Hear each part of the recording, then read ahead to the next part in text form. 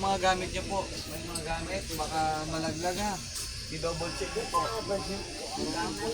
Bago kayo mag-alis, huwag niyo pong kalimutan Manalangin. manalangin, tama si nanay. Pangalawa, huwag niyo kalimutan magbayad, pababain kayo niyo, ha? Tama yan daw. Ganun man yan eh. Lagi siya Kuya mat... Kichos. Hello, good morning po sa ating lahat. Isang mapagpalang umaga po.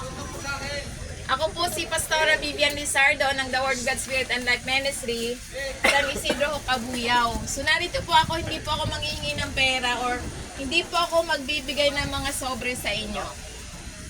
Namamahagi po ako ng salita ng Diyos. Totoo yan. Wala po sa Biblia na manghingi tayo ng pera sa tao. Dahil hindi pa nila nauunawaan ang salita ng Diyos. Dahil sinasabi sa banal na kasulatan sa Mateo 10 verse 7 to 8, sabi niya, habang kayo nangalakad, pangaral kayo na ang kaharian ng Diyos ay malapit na. Sa verse 8, sabi niya, galing kayo ng mga may sakit, palayasin niyo yung mga pinapahirapan ng mga demonyo, at mabinya natanggap ninyong walang bayad, ay ibigay naman ninyong walang bayad. So, ibig sabihin, ang salita ng Diyos ay pinamamahagi namin, walang bayad. Kaya kapag may nanghihingi sa inyo na may bayad, ibig sabihin, hindi yan mula sa Diyos. Kanino mula yun? Tao. Sa tao. Sino nag-uudyok doon? Si Satan. Dahil ang wala sa Biblia, ibig sabihin, mula kay Satan. So ang nasa Biblia, yan yung mula sa Diyos. Sinasabi niya kanina na ang Diyos ang nagpo-provide. Di bakit siya nanghihingi sa tao? Pera. Nanghihingi siya ng pera. Ibig sabihin, hindi tunay na Diyos ang nagbibigay sa kanya. Bakit siya kailangan niya manghingi? Sinabi niya na ang Diyos ang nagpo-provide ng financial na pangangailangan ng tao. So bakit kailangan mong ipaalam sa tao ang kailangan mo? Ha? Kanino ba pinapaalam ang kailangan natin? Ang mataba yan di oh. Hello! Hi! Ito na tulo. Kanino mo ba ipapaalam? Kanino ba ipapaalam pag may kailangan tayo? Sa Panginoon. Yes, tama po yan. Kasi sinasabi niya sa banal na kasulatan, huwag kayong, sabi niya sa Philippians chapter 4 verse 6, huwag kayong mabalisa sa anumang bagay, ngunit sa pamamagitan ng panalangin ng may pasasalamat, ipaalam kanino?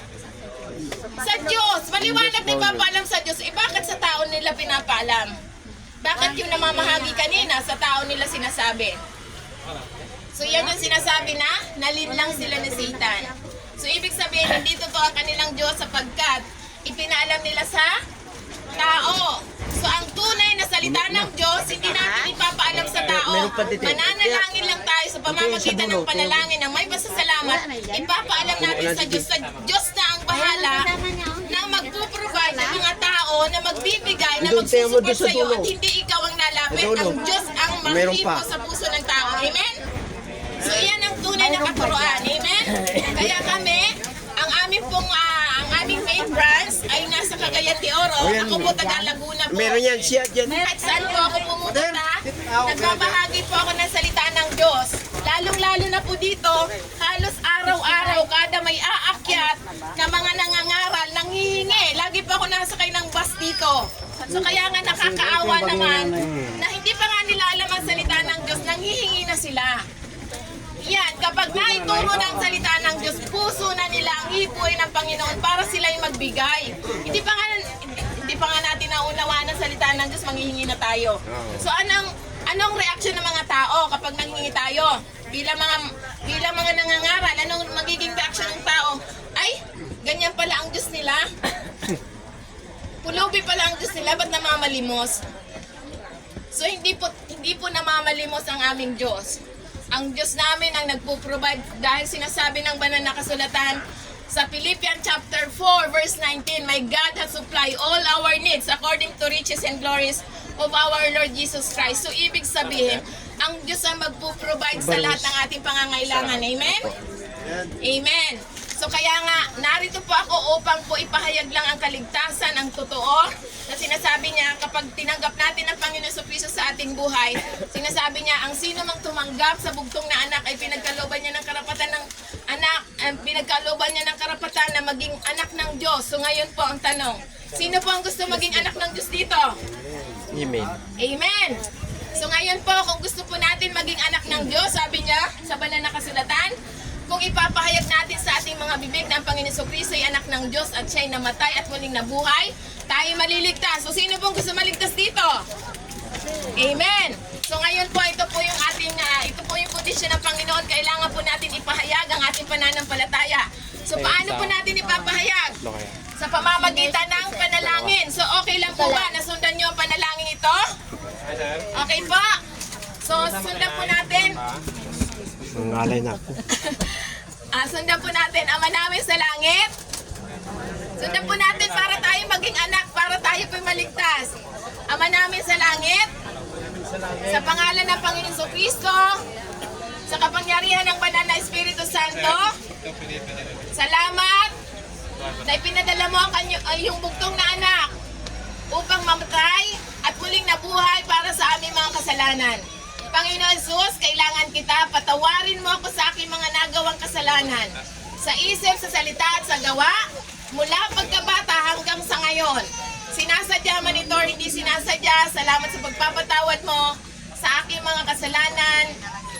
Mula sa oras na ito, tinatanggap kita bilang aking Panginoon na tagapagligtas ng aking buhay.